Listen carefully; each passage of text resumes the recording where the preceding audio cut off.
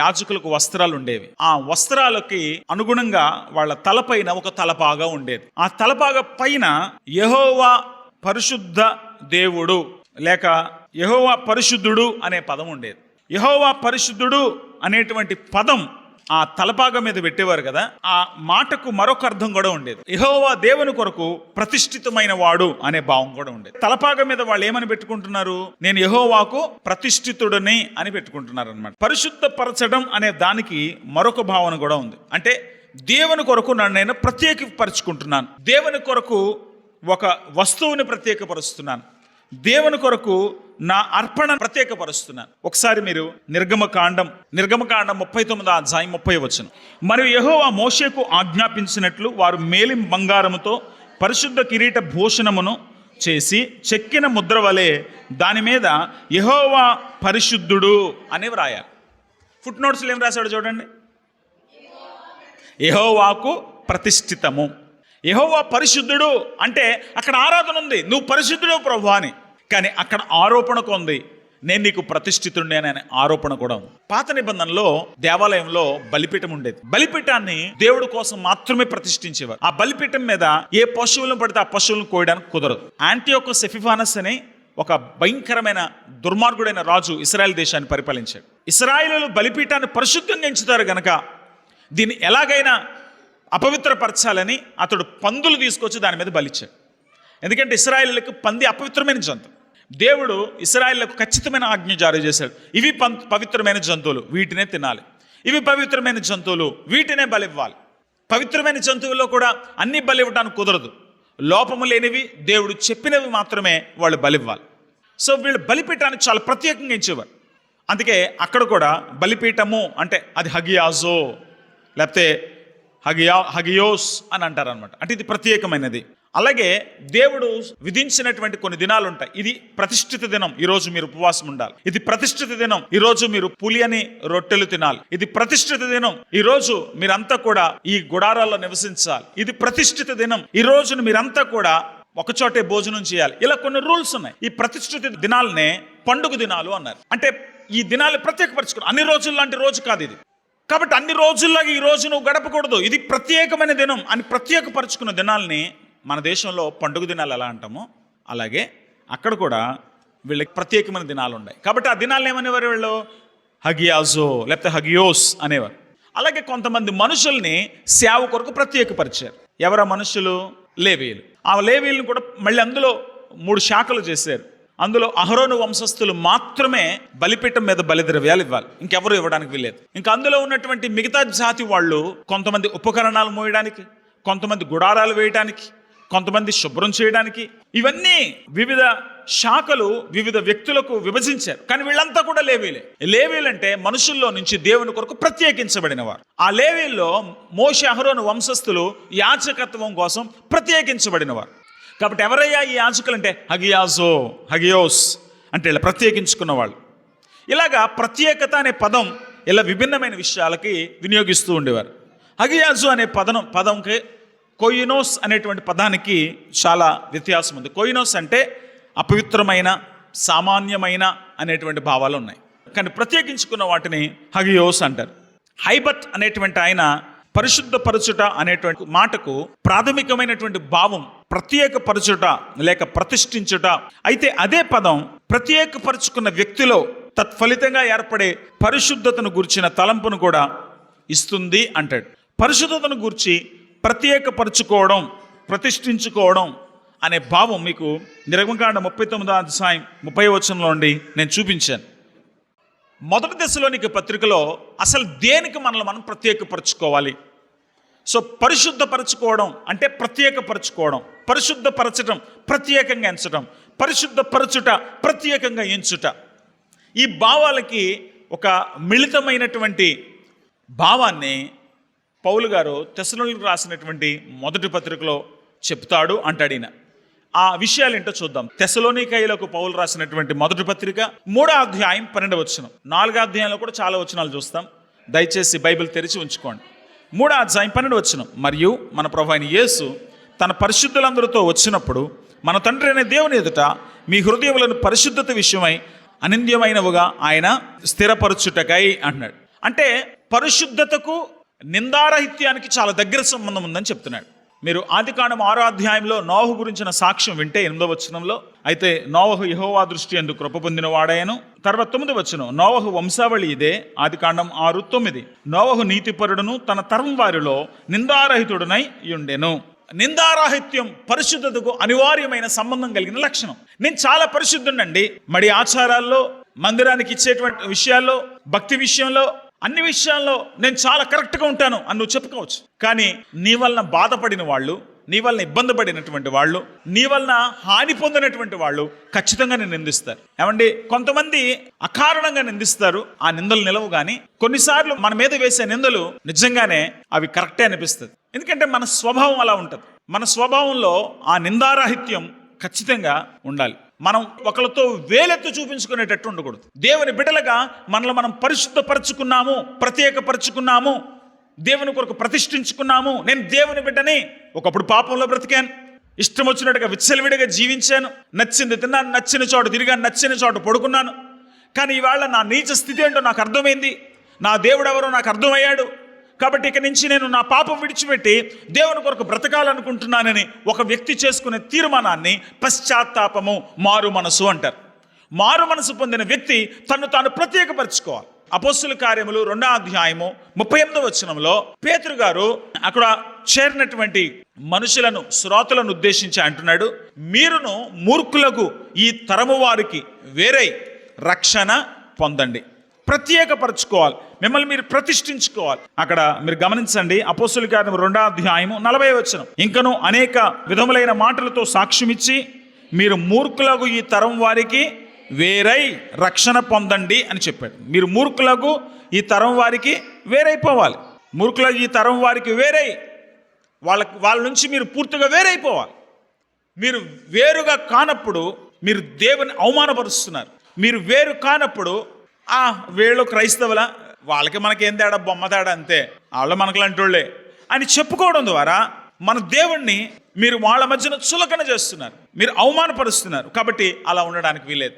మిమ్మల్ని బట్టి దేవుని నామం దూషించబడకూడదు, మిమ్మల్ని బట్టి దేవుని నామం మహిమపరచబడాలి. ఫిలిప్పీ పత్రిక 2వ అధ్యాయంలో 14వ వచనంలో పౌలు భక్తుడు రాస్తున్నాడు, మీరు వక్రమైనటువంటి జనం మధ్యన ప్రత్యేకంగా కనపడాలి. ఎంత ప్రత్యేకంగా? చాలా గ్రహాలు ఉన్నాయి పైకి, మీరు ఆకాశంలో చూస్తే చాలా గ్రహాలు ఉంటాయి.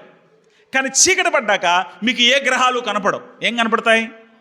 నక్షత్రాలు మాత్రమే కనపడతాయి. కాబట్టి బుద్ధిమంతులైనటువంటి వారు దానియేలు గ్రంథం 12వ అధ్యాయం ప్రకారంగా నక్షత్రముల్లాగా, అదే భావన తీసుకుని ఇక్కడ 2:14 రాస్తున్నాడు. ఫిలిప్పీ పత్రిక 2:14, మీరు మూర్ఖమైన వక్రజనం మధ్యన నిరపరాధులను, నిష్కలంకులను, అనింద్యులను నైనా దేవుని కుమారులగునట్లు సణుగులు, సంశయములు మాని సమస్త కార్యములను చేయడి. మీరు మూర్ఖమైన జనం మధ్యన ఉన్నారు. మీరు ప్రత్యేకంగా కనపడాలంటే నిష్కలంకులుగా, నిందారహితులుగా, అనింద్యులుగా, నిరపరాధులుగా ఉండాలి.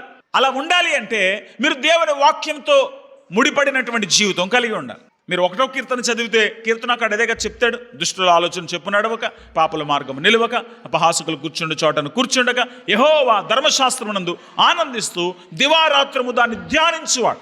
అంటే నువ్వు పగలు రాత్రి దేవుని వాక్యం ధ్యానిస్తున్నావంటే సెంటర్లో కూర్చునే టైం లేదు, ఏకైకలో పకపకలాడే టైం లేదు, టీవీ ముందు కూర్చునే టైం లేదు, నీకు ఫోన్లో సొల్లు కబుర్లు వేసుకునే టైం లేదు. నువ్వేం చేస్తున్నావంటే పగలు రాత్రి దేవుని వాక్యం చదువుతున్నావు కనుక ఎప్పుడైనా బంధువుల మధ్యలో, స్నేహితుల మధ్యలో ఉన్నప్పుడు అయిపోయిందా, ఈ ఫంక్షన్ అయిపోయిందా, వెంటనే బైబిల్ పట్టుకుని ఒక చోటకి వెళ్ళిపోతున్నావు. సో ఇలా దివారాత్రములు యెహోవా వాక్యమును ధ్యానించేవాడు దుష్టుల ఆలోచన చొప్పున ఎందుకు నడుస్తాడు, పాపల మార్గంలో ఎందుకు నిలుస్తాడు, అపహాసకులు కూర్చుండే చోటను ఎందుకు కూర్చుంటాడు? వాడికి టైం లేదు. పగలు రాత్రి దేవుని వాక్యం ముందేసుకున్నాడు, ముందేసుకుని చదువుతున్నాడు, ధ్యానిస్తున్నాడు. అందుకే ఇక్కడ పౌలు భక్తుడు 16వ వచనంలో అన్నాడు, అట్టి జనం మధ్యను మీరు జీవవాక్యము చేత పట్టుకొని లోకమందు జ్యోతుల వలె కనబడుచున్నారు. అవును కదా? అరే మనతో వీడి పార్టీకి రావట్లేదు ఏంట్రా, బైబిల్ పట్టు కూర్చున్నాడు అంటే అందరి ముందు నువ్వే కనపడతావు. బయట వాళ్ళు వెటకారం చేసుకోవడానికైనా పొగుడుకోవడానికైనా నువ్వే టాపిక్ అవుతావు. మరి ఆనంద్ రాలేదేంట్రా, బైబిల్ చదువుకుంటున్నాడు రా బాబు, ఆయన తీసుకురావడం కష్టం. అరే మన పార్టీకి ఆనందం ఆడు రాడరా, ఆయన ఆడు బైబిల్ చదువుకుంటూ కూర్చుంటాడు రా, ఆయన ఎందుకురా మనం పార్టీ చెడగొట్టుకోవడానికి, మూడు చెడగొట్టుకోవడానికి. అరే సరదాగా అలా విహారయాత్రకి వెళ్దాం, ఆనందంగా పిల్లరా, ఆడు రాడరా బాబు, వాడు బైబిల్ చదువుకుంటూ ఉంటాడు. ఇది నా స్నేహితులు నా గురించి ఇచ్చిన సాక్ష్యం.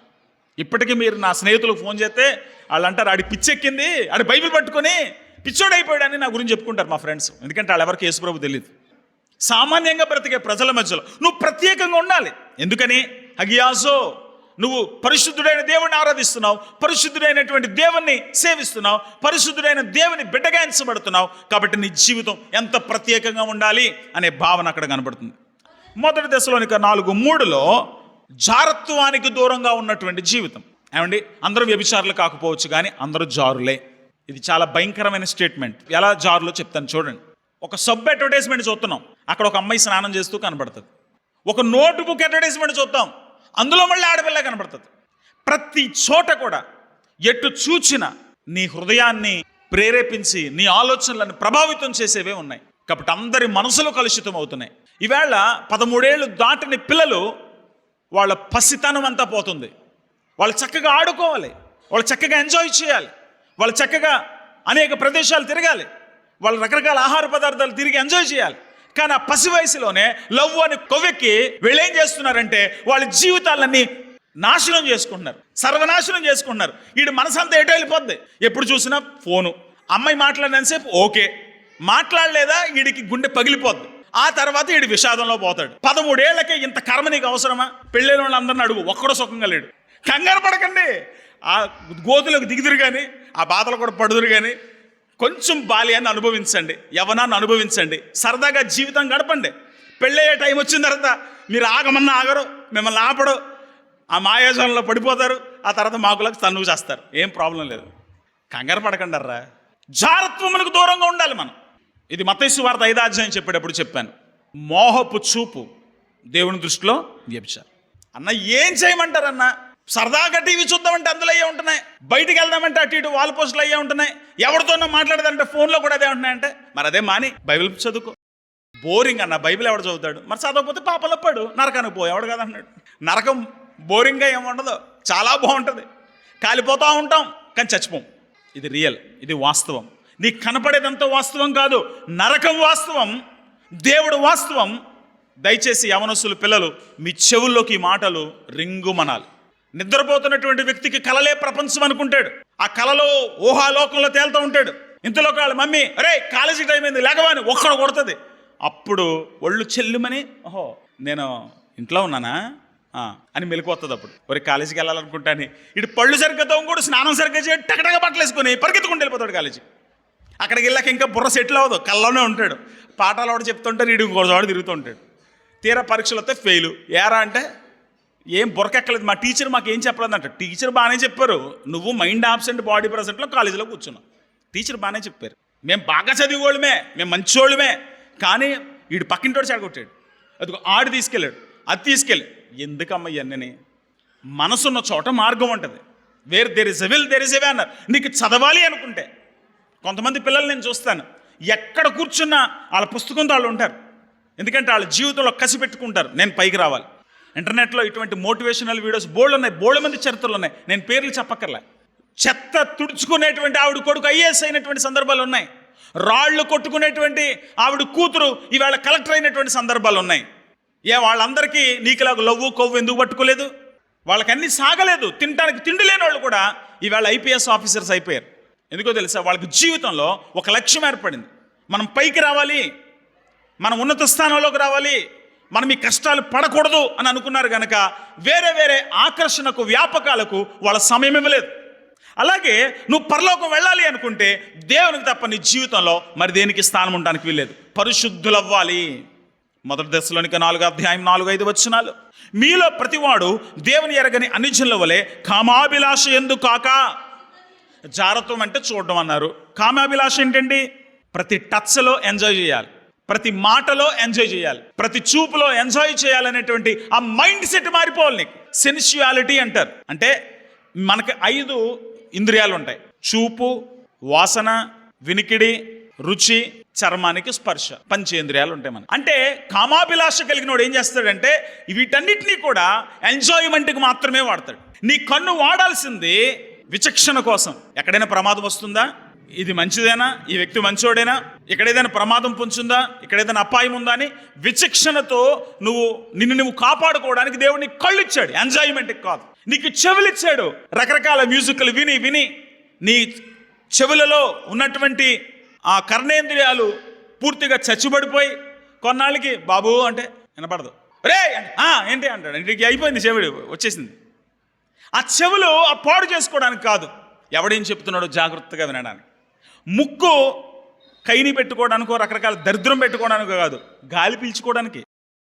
నోరు ఏదో తినడానికి కాదు, ఏదో వేసుకొని అబ్బా అని ఏదో లోకంలోకి వెళ్ళడానికి కాదు, అది ఆహారం తినడానికి. కాబట్టి ఎప్పుడైతే శరీరపు ఆశలు ఆలోచనలు దారి తప్పుతాయో అవయవాల్ని వాడాల్సిన వాటికి వాడకుండా విచ్చలవిడిగా వినోదానికి వాడాలనుకొని ఆఖరికి మన జీవితాలను మనమే విషాదంగా మార్చేసుకుంటాం. దయచేసి గమనించండి. సో కామాభిలాషలో గడపకూడదు, జారత్వంతో ఉండకూడదు, నిందారహితంగా జీవించాలి. మొదటి దశలోనికి పత్రిక 4వ అధ్యాయము 6వ వచనం. ఈ విషయం ఎవడును అతిక్రమించి తన సహోదరునికి మోసము చేయకుండా వలెను.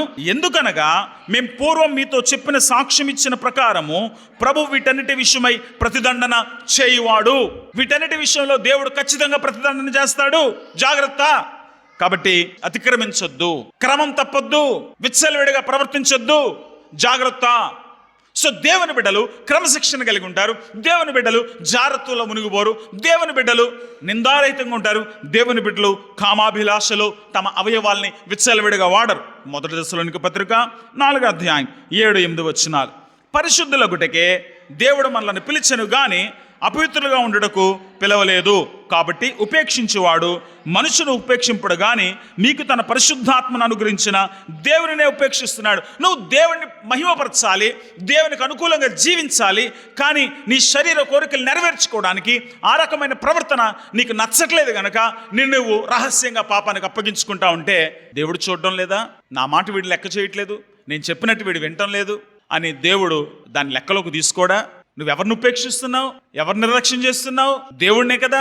మరి దేవుడు నిర్లక్ష్యం చేస్తే దేవుడు ఊరుకుంటాడా? నువ్వు ఆయన కాదని ఆయనకి వ్యతిరేకంగా జీవించి ఆయన రాజ్యంలోకి వెళ్ళగలవా? తమ్ముడు చెల్లి, నీ నామం పరిశుద్ధపరచబడును గాక అంటే ఇంత ఆలోచన ఉంది. దేవుడు నామం పరిశుద్ధపరచడం అంటే నిన్ను బట్టి ఆయన నామం బయట అవమానానికి గురవకుండా నువ్వు జాగ్రత్త వహించాలి. అలాగే నువ్వు కూడా నీ బ్రతుకు ద్వారా దేవునికి అవమానం కలగకుండా నీ జీవితాన్ని చాలా జాగ్రత్తగా కాపాడుకోవాలి. సో పరిశుద్ధపరచడం అనే మాటకు నీ ప్రవర్తనకు చాలా దగ్గర సంబంధం ఉంది.